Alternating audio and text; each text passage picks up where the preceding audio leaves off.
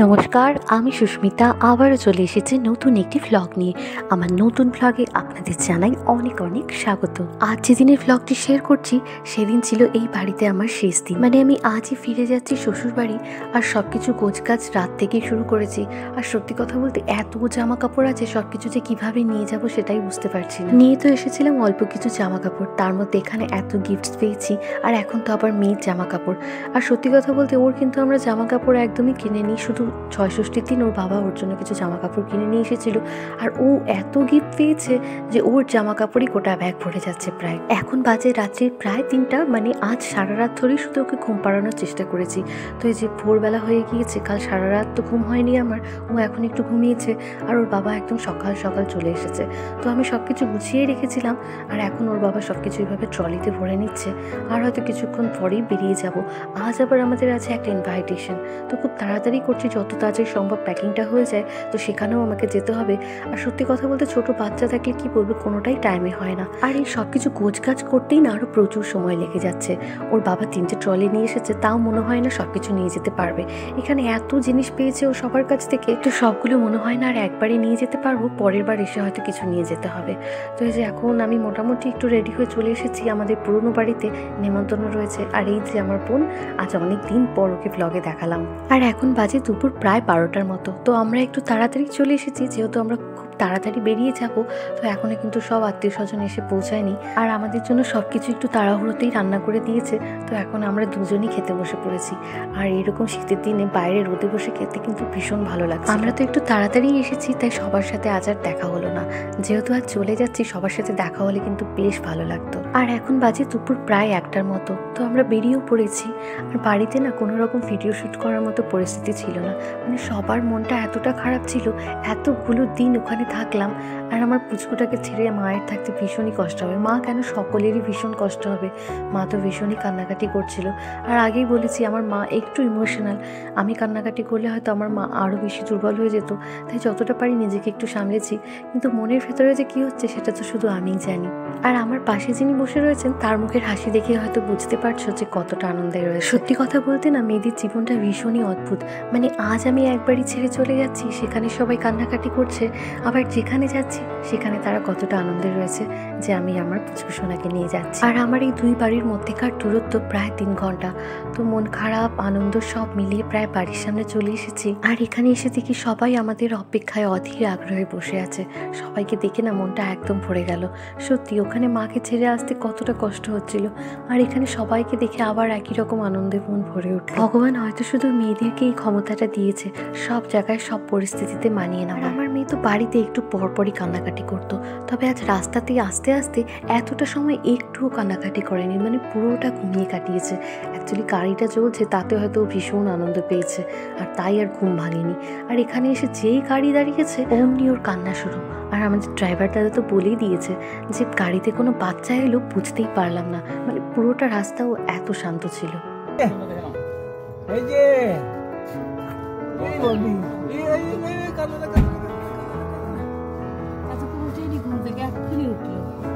ফুলটা ছিললি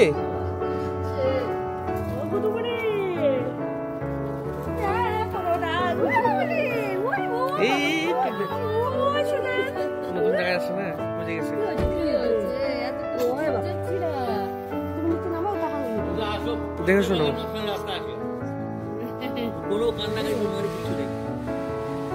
দেখো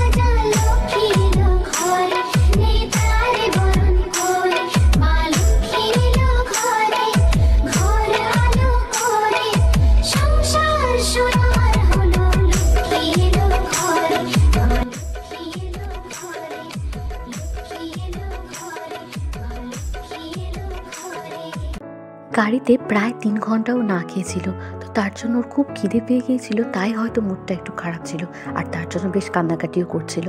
তো এখন একটু খেয়ে নেওয়ার পর ওর মুডটা বেশ ভালো আছে আর বাড়িতে এসে সবার সাথে বেশ গল্প শুরু করে দিয়েছে। আর ওকে দেখে একেবারেই মনে হচ্ছে না যে আজই প্রথম এই বাড়ির মানুষগুলোকেও দেখলো। এই যে দাদুর সাথে বেশ হেসে হেসে গল্প করছে, কি জানি চিনতে পেরেছে কিনা, তাই এত হেসে হেসে গল্প করছে। যদিও আজ প্রথম দেখলে ও কিন্তু ভিডিও কলে রোজই ওর বাড়ির সবার সাথে কথা বলতো। তো এই যে এখন আবার ঠাম্মির মুখের দিকে থাকি, ঠাম্মির সাথেও গল্প করছে।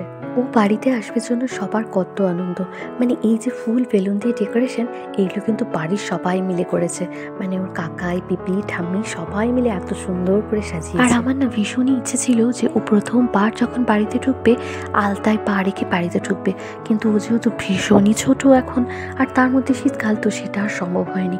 যদি একটু বড় হতো তাহলেও হয়তো হতো।